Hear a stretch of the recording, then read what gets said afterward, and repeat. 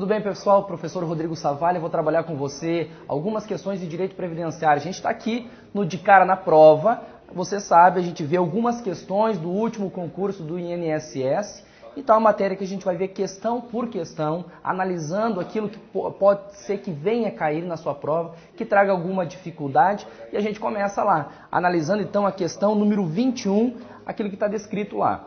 A Seguridade Social encontra-se inserida no título da Ordem Social da Constituição Federal e tem entre seus objetivos. Para você poder responder essa questão, você tem que conhecer a Constituição Federal, artigo 194, parágrafo único, em que vai trabalhar as questões lá de seguridade, mas os objetivos. Se aparecer na sua prova tanto o objetivo quanto princípios da Seguridade Social, fica tranquilo que você pode marcar que vai tratar do artigo 194. E você tem que saber que a questão de universalização, universalizar direitos, não pode. O que a prova faz em muitos casos, que a banca vai fazer com você, é trocar a questão dos princípios. Trocar a questão de universalização com uniformidade, tratar a questão de diversidade, ou seja, vai jogar com as palavras, vai te dar um termo e vai trabalhar o outro conceito. Então vamos lá. Seguridade Social encontra-se inserida no título da Ordem Social da Constituição e entre seus objetivos. Tem lá, letra A, promover políticas sociais que visem a redução da doença. Não tem este princípio lá dentro do artigo 194. Letra B, uniformizar o atendimento nacional. Também não. Lá está falando de uma uniformidade e equivalência do atendimento da população urbana e rural. Letra C, universalizar o atendimento da população, e vamos deixar em stand-by aqui porque lá vai estar falando de universalização da cobertura e do atendimento, ou seja, a Seguridade Social tem por objetivo cobrir todos os riscos sociais e também atender todas as pessoas. É um objetivo, ainda não alcançado, mas tem por objetivo. Letra D, melhorar o atendimento da população, não se encontra lá dentre os descritos. E letra E, promover o desenvolvimento regional. Aqui, com certeza, o nosso gabarito é a letra C. Vamos para a próxima, então? Estamos lá trabalhando a questão número 22, em que foi o nosso último concurso, e lá está determinando. Entre as fontes de financiamento da Seguridade Social encontra-se. Essa questão aqui continua dentro da Constituição Federal. Perceba que aquela primeira ali nós trabalhamos o artigo 194, parágrafo único, os princípios. Agora essa questão ela vem trabalhar o artigo 195, que ele trata sobre o financiamento da Seguridade Social. E o artigo 195 diz que a Seguridade Social será financiada por toda a sociedade de forma direta e indireta, através do orçamento e através de contribuições sociais. Quando fala de contribuições sociais, ele começa lá, inciso 1º. Vai haver contribuição social do empregador, da empresa, da entidade equiparada à empresa. Daí vem a linha A. A linha A, a linha B e a linha C. A linha A vai falar sobre aquilo que vem de contribuição, sobre a folha de pagamento, sobre o que vai ser pago para a pessoa que tem um vínculo de emprego e também aqueles que não têm vínculo de emprego. A letra B vai falar do COFINS, que é quanto ao faturamento e quanto à receita da empresa. E na linha C, fala quanto ao lucro, que é o CSL. Então volta para a questão. Número 22. Entre as fontes de financiamento da Seguridade Social, encontra-se, letra A, imposto de renda, não está descrito dentro do artigo 195 e ela não vai para contribuição, ela não é uma contribuição social destinada para a Seguridade. Letra B, imposto sobre circulação de mercadorias, aqui está falando do ICMS, também não. A contribuição do Fundo de Garantia do Tempo de Serviço, que é o FGTS, também não está enquadrada dentro do artigo 195. Letra D, a contribuição social sobre a folha de salários. Aqui está como folha de salários. Por mais que não esteja 100%, porque a gente vai analisar as outras questões, porque o correto mesmo não seria folha de salários, mas folha de pagamento. Porque tem o contribuinte individual que presta serviço para a empresa e que ele não recebe salário, ele recebe remuneração. Então aqui, tecnicamente, não está 100%. Mas vai lá, letra E. Contribuição de melhoria. Não, contribuição de melhoria 100% não faz parte das contribuições sociais. Nosso gabarito aqui, letra D. Perceba que você sabendo o que está na Constituição, ali do artigo 194 até o 204, aqui ó, já matamos duas questões. Então tem que passar por lá, tem que ler a Constituição Federal e fazer as anotações pertinentes em relação a cada uma. Vamos para a próxima, questão 23. O INSS, autarquia federal, resultou da fusão das seguintes autarquias. Para responder aqui, tem que saber um pouquinho da história da Constituição em relação à formação do INSS. O INSS foi criado em 1990. E ele foi uma fusão de outras duas autarquias em que a criou. Em que foi o IAPAS, em que era o Instituto de Arrecadação, Instituto da Administração da Previdência Social, e também o INPS, que é o Instituto Nacional de Previdência Social. Ambos aqui, nosso gabarito com certeza vai ser a letra B. Mas, por favor, lembra em relação ao INSS, 1990. Ele foi criado, junto com ele, também em 1990, o Regime Geral de Previdência Social. Ambos em 1990. Aqui, nesse período, só para a gente complementar, em 1990, com a criação do INSS, ele tinha algumas atribuições. 3. Atribuição de concessão de benefício, revisão de benefícios e também arrecadação. Essa atribuição de arrecadação foi até 2007. Em 2007, ele perde a atribuição de arrecadar e esta passa então para a Receita Federal. Vamos para a próxima, 24. Em relação às fontes do direito previdenciário, você tem que saber. E olha aqui, eu vou trabalhar com você, presta atenção no que eu vou te mostrar. Já está pronto aqui, para que você possa entender as fontes. Temos fontes primárias e tem as fontes secundárias. E você tem que saber cada uma delas para poder responder. Fonte primária é tudo aquilo que cria algo novo. É uma lei ordinária, uma lei complementar, uma lei delegada, uma medida provisória, ou seja, criou algo novo no mundo jurídico. Então, fonte primária. Fonte secundária, aquilo que vem regulamentar uma fonte primária, ou seja, vem um regulamento, vem um decreto. Mas olha aqui, fontes primárias, está lá, as leis, Constituição Federal, emenda constitucional, lei complementar, lei ordinária, lei delegada, medida provisória, decreto legislativo, resoluções do Senado, tratados internacionais. Tudo isso aqui é aquilo que cria algo novo no mundo jurídico. É fonte primária. Agora volta. Fonte secundária, né? São todos os atos administrativos. Decreto, regulamento, portaria, ordens de serviço, instruções, circulares, tudo aquilo em que vem normatizar, regulamentar uma lei, aquilo que já existe. Agora sim, a gente volta para a questão e voltamos a analisar. Questão número 24. Em relação às fontes do direito previdenciário, analise cada uma delas então. Memorando é fonte primária? Não. Memorando vai ser uma fonte secundária. A orientação normativa é fonte primária? Não, da mesma forma. Orientação normativa é uma fonte secundária. Letra C, a instrução normativa é fonte secundária? Sim. Instrução normativa, ela regulamenta. Então, vamos deixar em stand-by aqui, letra C. Letra D, a lei delegada é fonte secundária? Não, nós vimos em que ela cria algo novo no mundo jurídico, ela é fonte primária. Letra E, a medida provisória é fonte secundária, da mesma forma, não, é fonte primária. Nosso gabarito aqui, letra C. E a gente continua então a questão número 25 que nós vamos trabalhar. Ela vem trabalhar sobre as questões de interpretação e integração. Antes de eu trabalhar ela diretamente, analisa aqui comigo um detalhe sobre interpretação e sobre integração da matéria legislativa. Então vamos lá. Interpretação.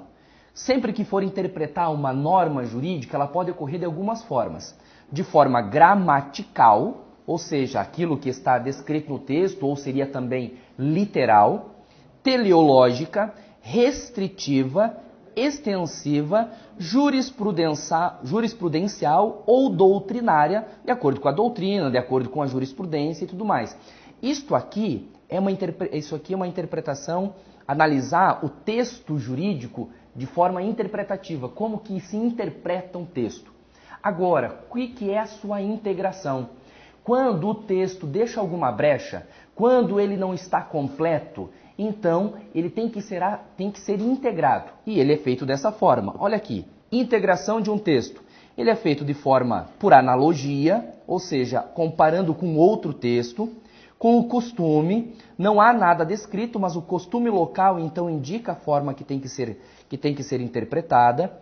Princípios gerais do direito, todos os princípios que incorporam o sistema jurídico brasileiro se utilizam para fazer uma interpretação de uma norma, se há uma brecha, se não está descrito na lei, ou então através da jurisprudência, ou seja, os entendimentos dos tribunais em que chegaram a uma jurisprudência, e quanto à equidade, quanto à isonomia na forma de interpretação.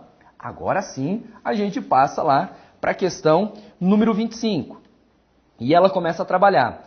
A interpretação da legislação previdenciária deve, letra A, o costume, deve observar, letra A, o costume, quando mais favorável ao segurado.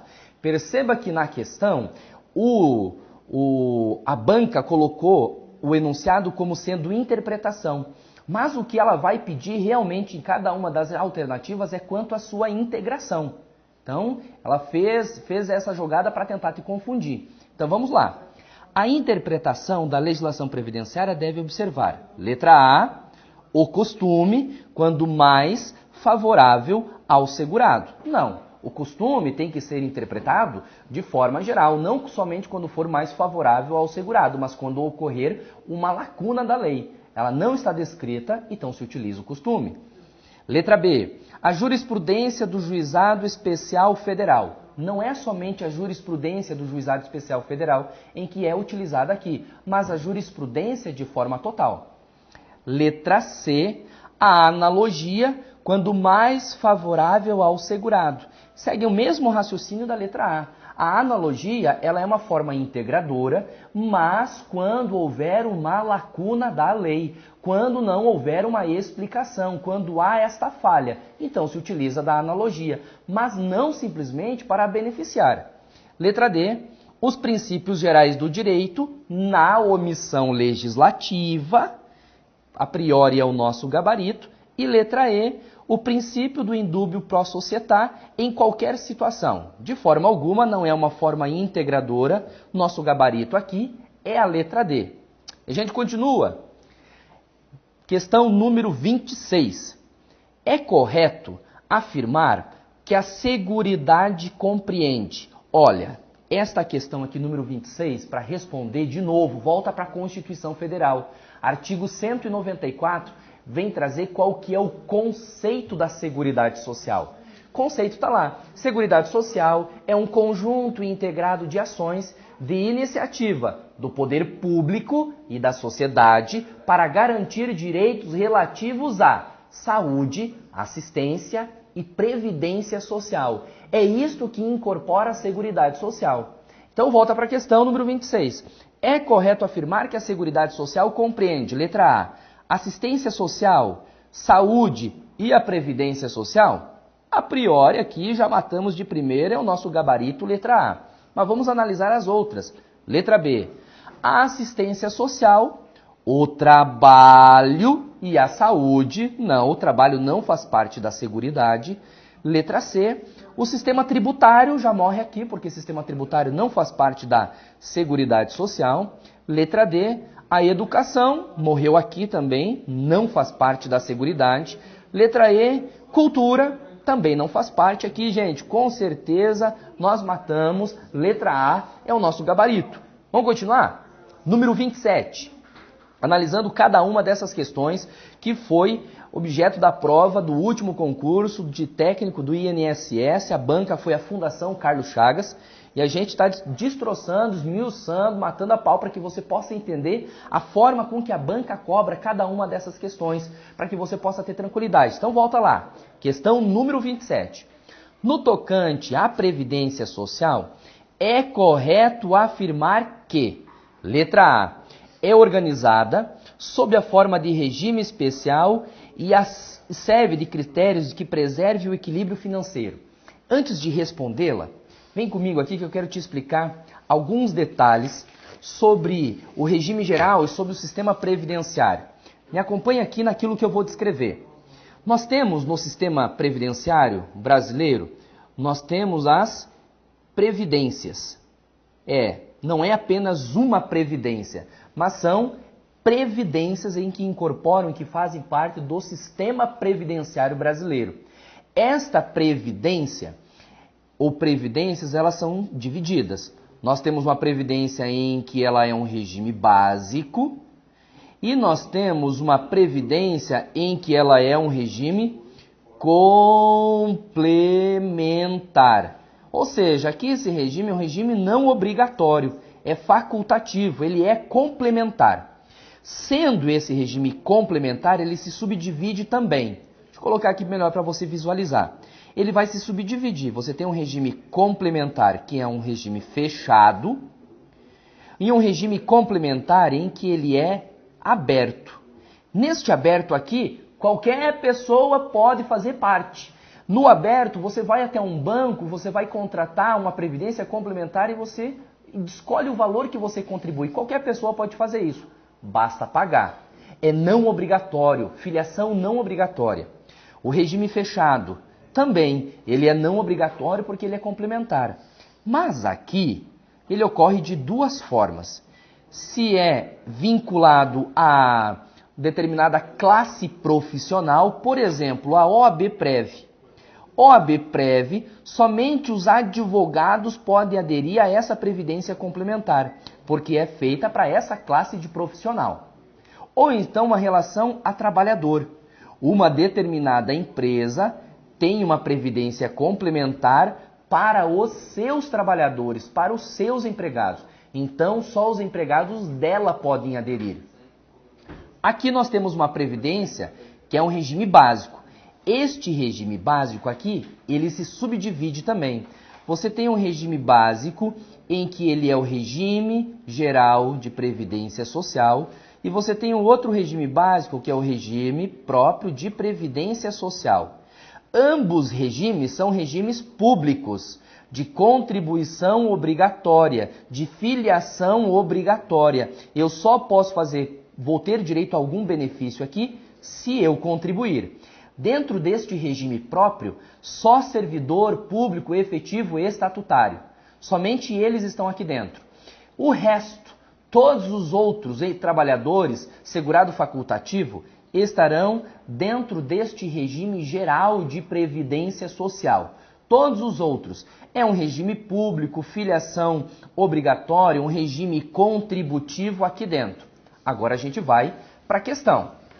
Como que está descrito na questão número 27. E a gente vai analisar ela. No tocante à Previdência Social, é correto afirmar que é organizada sob forma de regime especial, e ela está falando aqui, trabalhando só o regime geral. É organizada sob a forma de regime especial? Não, ela não é especial porque é um regime geral de Previdência Social. Letra B, é descentralizada de caráter facultativo? Não, é de caráter obrigatório. Quem trabalha, quem tem uma atividade remunerada, obrigatoriamente tem que estar filiado. Letra C, tem caráter complementar e autônomo. Nós vimos que não, que tem uma previdência em que ela é complementar, em que pode escolher fazer parte. Mas o que ela está falando aqui é da Previdência Social. Previdência Social, regime geral de Previdência Social. Letra D, baseia-se na constituição de reservas que garantem o benefício contratado? Também não. Aqui, o regime geral, ele é feito um fundo único, solidário, em que todos contribuem para o bem de todos. Todos contribuem dentro de um mesmo fundo, dentro de uma mesma conta, para que quando houver a necessidade, o dinheiro saia da mesma conta. Letra E, é contributivo de caráter obrigatório. Perfeito, aqui. Nosso gabarito é a letra E. Vamos continuar? Analisar a questão 28. João exerce individualmente a atividade de pescador artesanal e possui embarcação com 5 toneladas de arqueação bruta, com parceiro eventual, que o auxilia.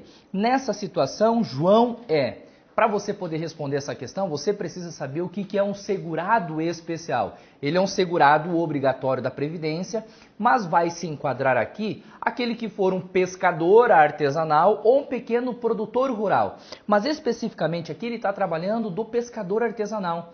E ele trabalha e ele traz a informação também quanto à arqueação bruta. Aqui houve modificação. Tem a Instrução Normativa 77 de 2015, em que ela foi modificada, ela foi alterada pela Instrução Normativa 79 de 2015, em que trouxe a alteração quanto ao regramento das toneladas. Antes era até 6 toneladas, agora é até 20 toneladas de arqueação bruta, em que vai se enquadrar como um segurado especial o pescador artesanal. Cuide esse detalhe na hora de responder a questão da prova, as modificações da legislação. Volta lá. Diz então em que ele tem uma embarcação com até 5 toneladas e pergunta o que é o João. O João é um segurado facultativo? Não, porque esse João aqui ele trabalha, ele tem renda. E mesmo que ele não tenha renda, que trabalhe, o simples fato dele trabalhar já o descaracteriza como segurado facultativo. Letra B, ele é um segurado especial, a priori é o nosso gabarito. Letra C, contribuinte individual, não, trabalhador avulso. E também a letra E, não será segurado da Previdência Social. Não, está errado, gabarito aqui com certeza é a letra B. E a gente continua. Vamos para a questão número 29, trabalhar. E lá está dizendo, Lúcia exerce atividade de professora no ensino fundamental desde dezembro de 1986, tem 56 anos de idade e pretende obter benefício previdenciário em dezembro de 2011. Nessa situação, segundo o INSS, Lúcia tem direito a... Perceba que a questão está trabalhando sobre a possibilidade de um professor vir a se aposentar. Na Constituição Federal está determinando que professor ele pode se aposentar por tempo de contribuição. Por tempo de contribuição, a regra vai estabelecer, com alguns detalhes sobre a nova medida provisória, mas a regra básica é, o homem se aposenta com 35 anos de contribuição. Mulher, 30 anos de contribuição, independentemente da idade dessa pessoa. Agora, professor, um professor de ensino médio, de ensino fundamental, de séries iniciais, diminui em 5 anos.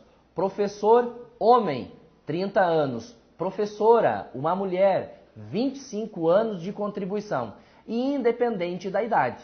Então, volta para a questão. Lúcia exerce atividade de professora do ensino fundamental desde dezembro de 86. Tem 56 anos de idade e pretende obter o benefício previdenciário em dezembro de 2011. Ora, se ela trabalha de 86 até 2011, se você fizer o cálculo, ela está trabalhando já por 25 anos. Significa, então, em que ela consegue se aposentar, ela cumpre o requisito. Nessa situação, segundo o INSS, Lúcia tem o direito a, letra A, aposentadoria por idade? Não, aposentadoria por idade tem que ter 65 anos o homem, 60 a mulher, e aqui ela vai ter apenas 56 anos de idade. Letra B, auxílio-doença ela tem direito? Não, ela não tem direito ao auxílio-doença, ela está querendo aposentadoria. Letra C, aposentadoria especial? Também não, porque essa aposentadoria especial é para quem tem uma atividade nociva. E não é o caso da professora, apesar de que professor, de vez em quando, de séries iniciais, é uma atividade nociva para aguentar aquelas praguinhas. Mas vamos lá. Letra D. Aposentadoria por invalidez, também não, a professora não está inválida. Letra E, aposentadoria por tempo de contribuição é o nosso gabarito, letra E.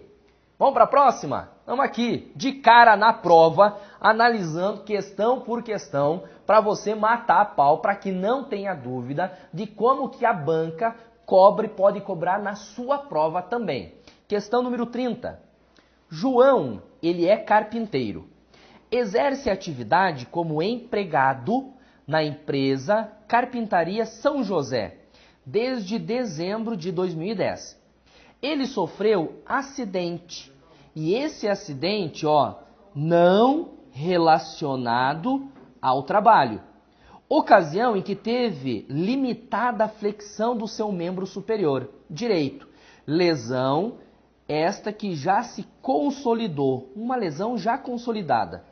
João passou por reabilitação profissional e foi treinado para outra profissão e não se recolocou ainda no mercado de trabalho. Nessa situação, João tem direito a... Vem comigo aqui. Para responder essa questão, você tem que saber que existe alguns auxílios, alguns benefícios previdenciários. Primeiro, tem um benefício chamado auxílio-doença. O auxílio-doença é quando a pessoa tem uma incapacidade, e essa incapacidade é uma incapacidade temporal, temporária, em que ele fica afastado do seu trabalho por um certo lapso de tempo, depois ele volta para o mercado de trabalho, ele volta para a sua atividade. Ou seja, quando ele está no auxílio-doença, regra, ele não pode exercer atividade remunerada, ele está afastado. Tem um outro auxílio chamado auxílio-acidente, que é diferente do auxílio-doença acidentário. Auxílio-acidente é quando a pessoa está trabalhando, ela sofre um acidente de qualquer natureza, pode ser um acidente no trabalho, pode ser um acidente em casa, um acidente de qualquer natureza, e esse acidente diminui a sua capacidade laborativa. Permanentemente, ele não vai poder, ele pode voltar a trabalhar, mas a diminuição foi permanente. Se a diminuição foi permanente, ele pode voltar para o mercado de trabalho. Volta, mas ele continua, e lá, voltando para o mercado de trabalho, ele recebe auxílio-acidente. Ele primeiro recebe um auxílio-doença, depois que a lesão se tornou definitiva, ele volta para o mercado de trabalho e começa a receber um auxílio-acidente. E ele recebe até quando? Ele recebe até ele morrer, em que daí o benefício acaba, ou até se aposentar, porque esse benefício não passa para aposentadoria. Volta para a questão comigo? Falamos então que o João é carpinteiro, trabalha desde 2010 e olha de novo, ele sofreu um acidente não relacionado ao trabalho. Não relacionado ao trabalho. E essa lesão está já consolidada. João passou por reabilitação profissional e foi treinado para outra profissão. E não se recolocou ainda no mercado de trabalho. Não está dizendo que ele é inválido. Está dizendo que ele não se recolocou, mas a lesão já está consolidada. Se já está consolidada, significa que diminuiu a sua capacidade laborativa. Então, nessa situação, João tem direito a, primeiro, ao auxílio-doença, seguido de auxílio-acidente. A priori, já matamos de cara aqui o nosso gabarito, letra A, porque ele sofreu acidente, ficou afastado, recebendo o auxílio-doença, e depois ele começa, depois de que consolidou aqui, ele volta para o mercado de trabalho e recebe auxílio-acidente. Letra B, aposentadoria especial? Não, porque ele não exerce uma atividade especial e ele também não está aposentado. Aposentadoria por invalidez? Não, porque ele não está inválido, diminuiu a sua capacidade laborativa, mas não é invalidez. Aposentadoria especial, de novo, repetiu. Letra E, aposentadoria por invalidez seguido de auxílio-acidente, totalmente errado. Nosso gabarito aqui, meu garoto, com certeza é a letra A. E então a gente encerra aqui. Vimos as questões da banca da Fundação Carlos Chagas, a última prova em que foi do INSS técnico do Seguro Social, da questão número 21 até a questão número 30, os seus detalhes, aquilo que é mais importante para você poder responder. Você continua estudando. Até o próximo encontro.